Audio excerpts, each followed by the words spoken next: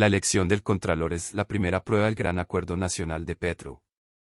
En menos de un mes el nuevo Congreso tendrá que elegir a la cabeza del ente de control. Con las mayorías de su lado, el petrismo confía en que podrá desactivar los caballos de Troya, que quedaron en la lista de nominados e incidir en la elección de un aspirante más cercano al gobierno entrante. El primer pulso político de la presidencia de Gustavo Petro se dará solo unos días antes de que empiece oficialmente su mandato. El 3 de agosto, el nuevo Congreso deberá elegir a la persona que liderará la Contraloría General de la Nación, un nombramiento que será clave para los próximos 4 años. La naturaleza de la campaña presidencial hizo que la elección del Contralor pasara desapercibida. Distintos congresistas aseguran que el tema está todavía frío y que poco se ha avanzado tras la publicación del listado de los 10 aspirantes en abril, de los cuales la mayoría son fichas del Contralor saliente, Carlos Felipe Córdoba, y cercanos al mandatario Iván Duque. Pero, casi 2 meses después, y con 2 elecciones encima, el mapa político en Colombia se ha reconfigurado. El presidente electo Petro consiguió en semanas hacerse con las mayorías en el Congreso y esto ha cambiado sustancialmente el panorama.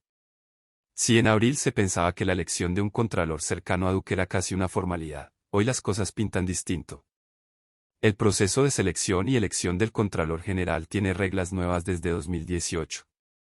Aunque la idea es que un concurso de méritos seleccione a los 20 mejores candidatos, al final el filtro que reduce ese listado a 10 aspirantes, y la posterior elección del ganador, siguen en manos de los congresistas.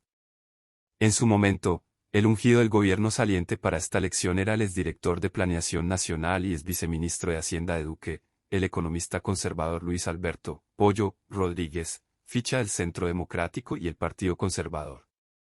Sin embargo, tras la conformación del Gran Acuerdo Nacional liderado por Petro, su nombramiento ahora quedó en veremos. El principal objetivo del nuevo gobierno será no dejarse imponer un caballo de Troya. Y aunque en la lista de 10 candidatos que hay actualmente el pacto histórico se quedó sin nombres, tras la victoria de Petro en las presidenciales saben que ahora tienen posibilidad de influir en su elección. Senadores como Gustavo Bolívar o Ariel Ávila, parte de la coalición de gobierno, sugirieron que el nuevo Congreso, que se posesiona el 20 de julio, debería tumbar la actual terna teniendo en cuenta que ahora tienen las mayorías parlamentarias. Ambos creen que en 15 días la nueva coalición podría abrir la lista para nuevos aspirantes. Nunca en la historia los movimientos alternativos tuvimos mayorías para elegir un contralor honesto, que persiga a los corruptos sin deberles nada.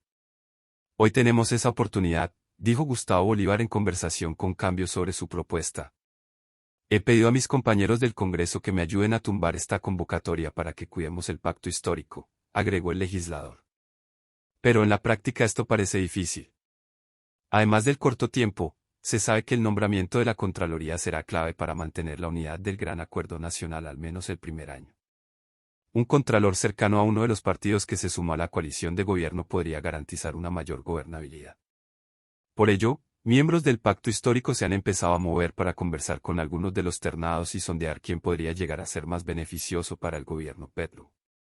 Tras la reconfiguración del mapa político, dentro del listado de los seleccionados hay 2 nombres que suenan con fuerza para quedarse con el cargo: María Fernanda Rangel, actual directora de la Dirección de Información, Análisis y Reacción Inmediata, DIARI, de la Contraloría; Carlos Pérez, excontralor de Santander. También se ha conocido que Víctor Andrés Salcedo podría tener el respaldo de la coalición del nuevo gobierno, así como Andrés Castro Franco, que a su vez es cercano a Cambio Radical. En el tema también estaría interesado el Partido Liberal. No obstante, la que se perfila como favorita para quedarse con el cargo es Rangel, de quien destacan su procedencia política. En el pasado trabajó con Juan Fernando Cristo, uno de los líderes de la coalición Centro Esperanza, que sacó varios congresistas.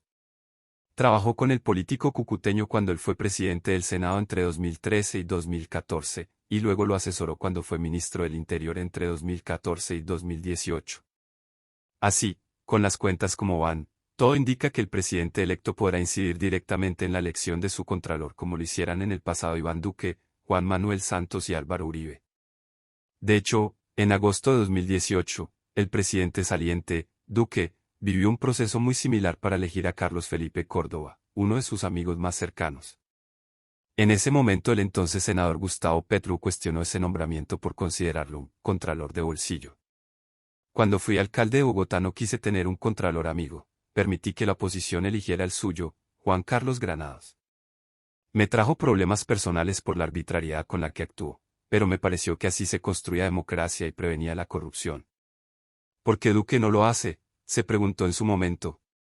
Así las cosas, a solo un mes de su posesión, Petro sorteó el tema de la presidencia del Senado y parece haber allanado el camino para tener un contralor, amigo. El pulso que le seguirá al presidente electo después de este, cuando ya se haya posesionado, será el de la elección de los magistrados del Consejo Nacional Electoral, donde también parte con ventaja.